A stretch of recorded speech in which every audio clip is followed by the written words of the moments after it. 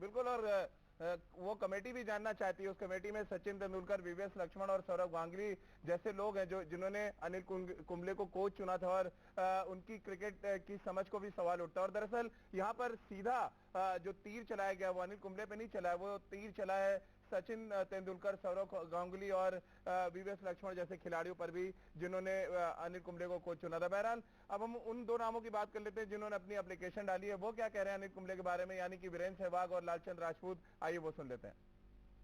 Coach एक कैसे coach हैं ये तो मैं नहीं मान सकता। ये तो उनकी जो परफॉर्मेंस पिछले एक साल में है कि शायद ही कोई भी कोच आएगा अब आने वाले टाइम में इंडियन टीम के लिए, तो शायद ही उनके जो वो शूज हैं उनको फिल कर पाएगा, क्योंकि जो उनकी अचीवमेंट खुद की रही हैं एज ए गेंदबाज और या एज ए कोच की, वो शायद ही कोई दूसरा पूरी कर पाए। तो ये इस पे कमेंट करना कि उनका कोचिंग स्टाइल क्या है वो मुझे नहीं मालूम, लेकिन एज ए इंडिविजुअल और एज ए प्लेयर और एज ए सीनियर मुझे लगता है कि वो उनसे बेहतर कोई नहीं है। और जैसा प्रदर्शन इंडियन टीम ने उनकी कोचिंग किया, शायद ही आने वाले समय में कर पाए किसी की कोचिंग में। I think it's a sad day for Indian cricket, I would say.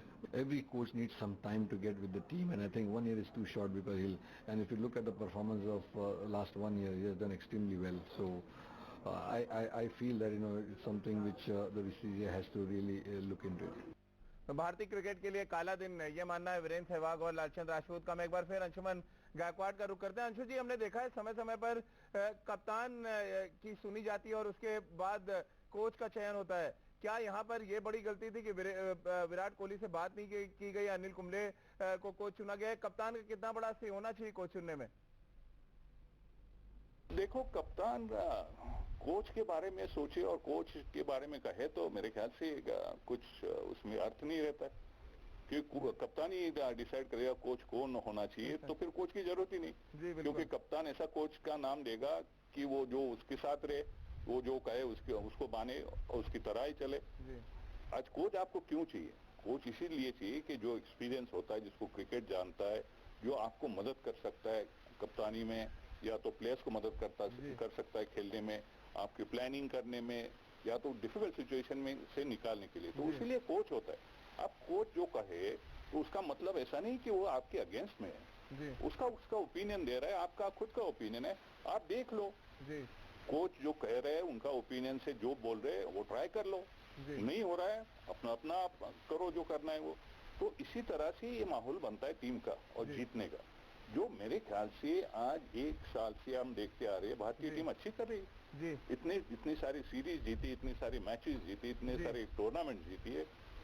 अब अनिल कुंबले आप बात करो, विराट कोहली की बात करो, दोनों बड़े हैं, दोनों काफी क्रिकेट खेले, मगर दोनों ने कुछ अचीव किया है लाइफ में, क्रिकेट में। बिल्कुल। तो ईगो बीच में आना बनता है, मगर उसको हल करना बहुत जरूरी है। लेकिन ये हल हो नहीं सकता, क्योंकि अब अनिल कोच ने रिजाइन कर दिया। और ऐसे में रितेंद्र, सवाल ये खड़ा होता है कि क्या अनिल कुंबले एक ऐसा शीशा लेके ड्रेसिंग रूम में घूम नहीं पाए जहां पे हर किसी का चेहरा अच्छा नजर आए? क्योंकि अगर एक ऐसा शीशा लेके वो घूम रहे थे जहां पर आपकी बुराइयां भी नजर आए, तो फिर आप बुरे हैं। और शायद यही हुआ अनिल कुंबले के साथ। अनिल उन्होंने बोला, सॉरी राजीव, अनिल भाई ने बोला है कि जो उनकी पार्टनरशिप थी विराट के साथ, दैट वाज अनटेनेबल। अनटेनेबल का मतलब होता है जिसको जस्टिफाई नहीं किया जा सकता, जिसको डिफेंड नहीं किया जा सकता। तो इसका क्या मतलब है?